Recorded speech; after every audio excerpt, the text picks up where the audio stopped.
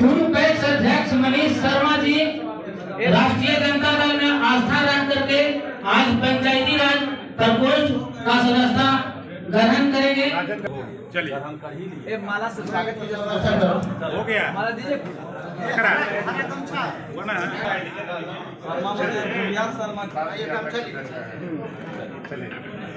चलिए आप हाथ दीजिए। हाँ हाँ है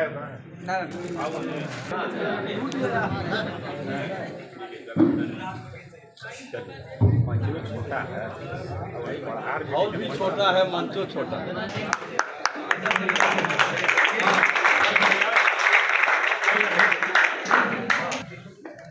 धनोज जी का स्वागत करेंगे जिला अध्यक्ष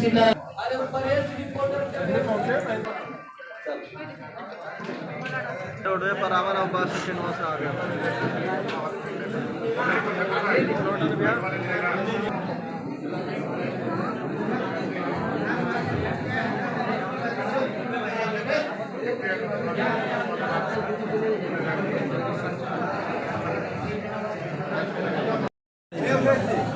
पूछिएगा तब ना बोलेंगे।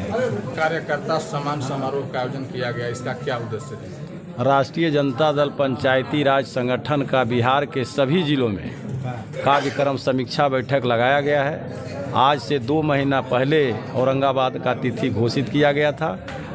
उसी तिथिवार हम इस ज़िले में आए हैं और पंचायती राज के जो संगठन है उसका समीक्षा करने के लिए आए हैं। और आगे उद्देश्य है कि आने वाला जो लोकसभा का चुनाव है पूरे के पूरे तौर पर हमारा कार्यकर्ता सजग रहें और हर मुकाबला से लड़ने के लिए तैयार रहें। जो सड़क के नाम बदल रहे हैं वो अब संविधान बदलने की बात कर रहे हैं, इसका क्या मायने निकालेगा? आप चैनल के लोग हैं, धन्यवाद देते हैं। ये सड़क तो छोड़िए, पूरा संविधान बदलना चाहता है। संविधान खतरे में है, देश का लोकतंत्र खतरे में है। इसी को बचाने के लिए तो हम लोग लड़ाई लड़ रहे हैं। ये सड़क तो छोटा चीज़ है, यहाँ संविधान बदलना चाहता है। भारतीय जनता पार्टी मनुस्मृति के आधार पर देश को चलाना चाहता है। कैसे बचेगा संविधान? जब तक नरेंद्र मोदी जी हटेंगे नहीं तो बचेगा कैसे? उसी हटाने के लिए कार्रवाई चल रही है।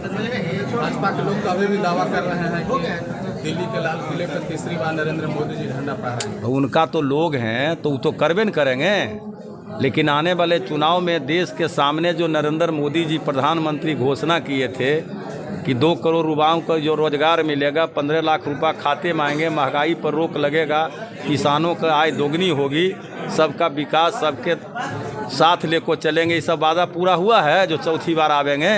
ये तो जनता पूछेगा ना, देश के जनता।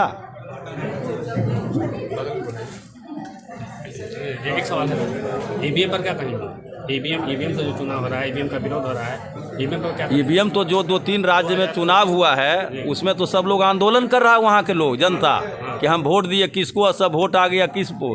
उस पर जांच प्रक्रिया चल रही है, जांच में जो आएगा सो आगे देखा जाएगा।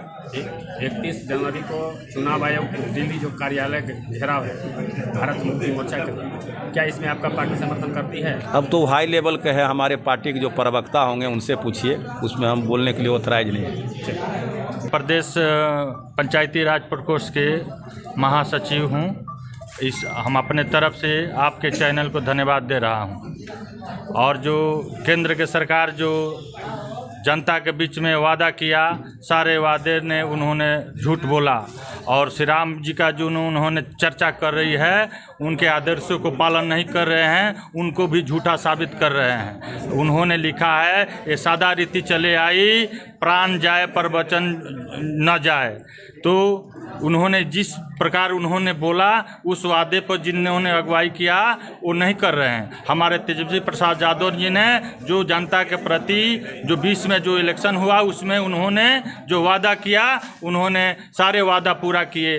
10 लाख रोजगार, 10 लाख नौकरी, आशा दीदी का मानदेय बढ़ाए, जो इतने सारे सरकार के जो है विकास मित्र को मानदेय बढ़ाए, ये सारे कार्य करके जो धरातल पे उतार दिए, तो ये जो हैं हमारे नेता जो श्री राम जी के आदर्शों को पालन किए, और भाजपा जो है ना वो श्री राम जी को झूठा साबित करके उनके आदर्शों को गलत साबित कर दिए। आज के दौर में केंद्र सरकार अक्षत बांट रही है और आपकी सरकार नौकरी बांट रही है, उसके बावजूद भी भाजपा के लोग दावा कर रहे हैं कि 2024 में भाजपा है। देखिए, यही तो देश के सामने मौजूद सवाल है, क्योंकि यह चुनावी साल है और चुनावी साल में जिस तरह से आडंबर फैला करके देश के लोगों को तीसरी बार गुमराह करने का जो कोशिश किया जा रहा है भारतीय जनता पार्टी और आरएसएस के द्वारा, तो निश्चित रूप से देश के लोगों को, संविधान को बचाने के लिए, लोकतंत्र को बचाने के लिए और जमहूरियत को बचाने के लिए यह सोचना पड़ेगा। और बिहार तो देश ही नहीं दुनिया में मॉडल पेश किया, देश नहीं दुनिया में मॉडल पेश किया कि 4 महीने के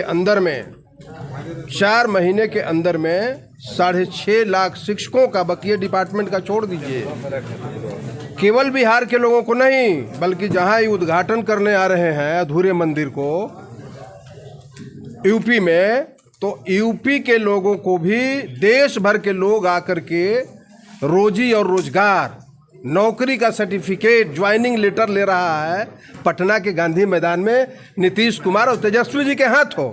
तो यही तो सोचना है कि एक तरफ केंद्र की सरकार, डपोर संघी सरकार, वादा जो उन्होंने किया था, वादा खिलाफी किया 10 बरस, और एक तरफ जो है अक्षत पियर का रंग में रंग करके जो है और उसको देश भर में बंटवाने का काम कर रहा है।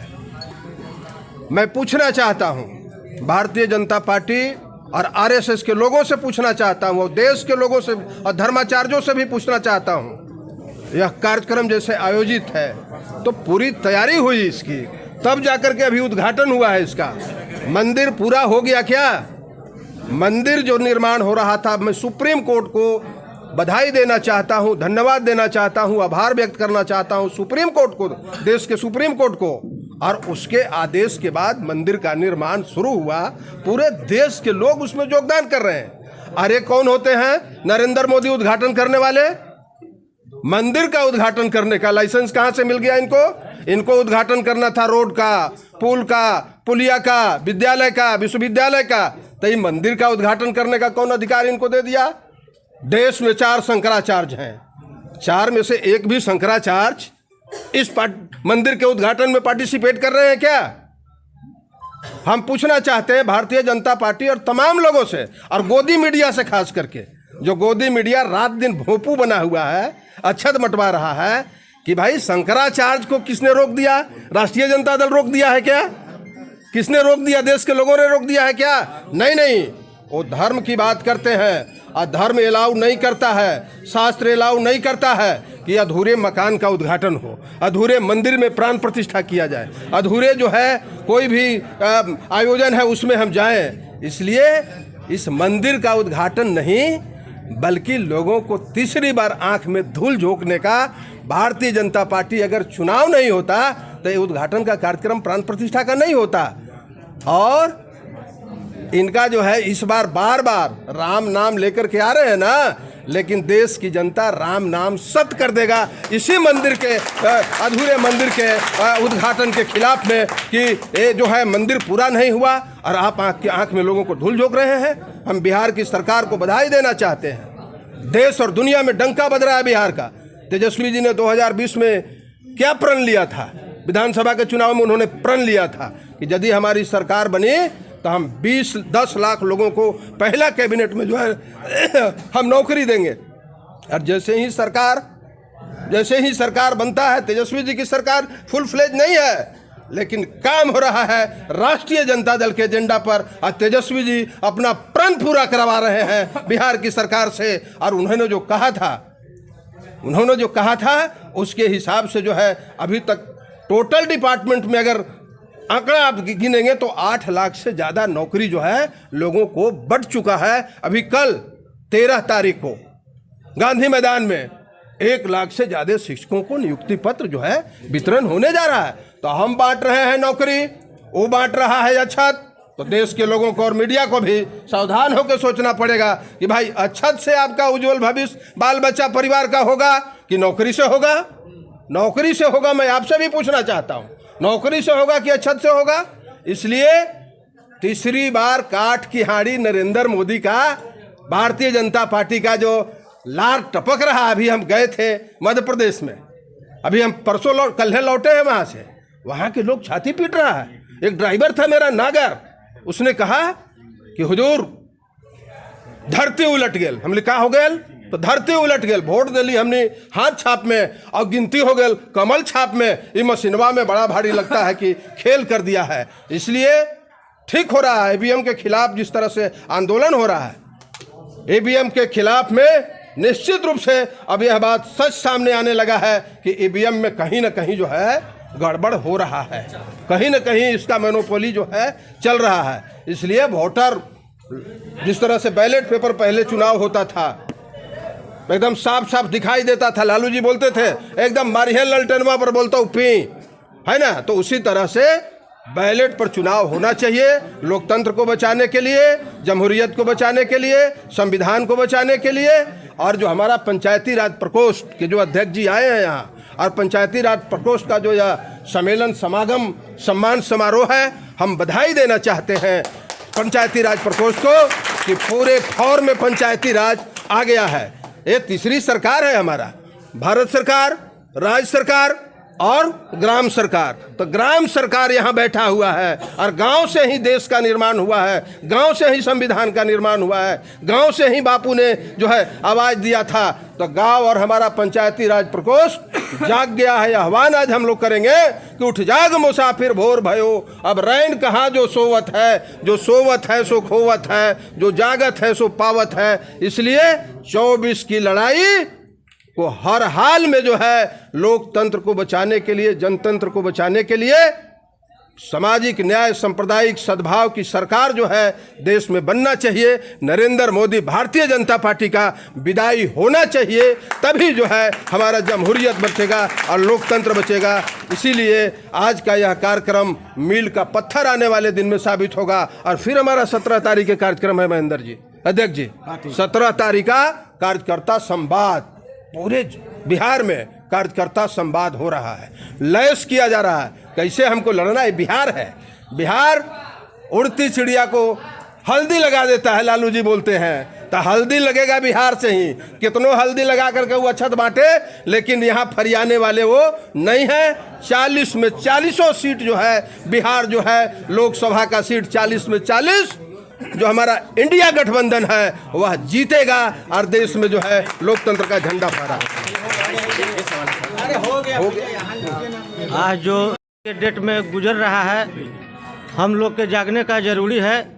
जो नरेंद्र मोदी आज जो मंदिर मस्जिद को भटकाना चाहते हैं, जो लड़ाना चाहते हैं, आज हमारे बिहार में तेजस्वी जी ले लीजिए जो वादे किए थे चुनाव में, वो चुनाव पोखरा काम कर रहे हैं। और कितना नौकरी बट गया पटना में, वो सब आप लोग भाली भांति जानते हैं। और फिर 1 लाख नौकरी बटने जा रहा है।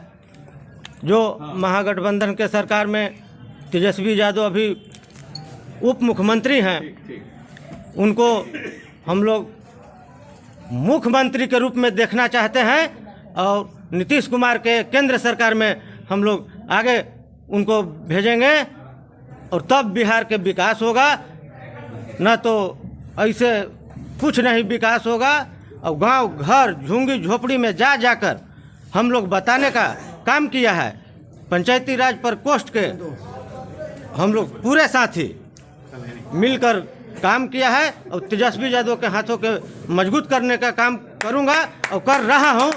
जय हिंद, जय भारत।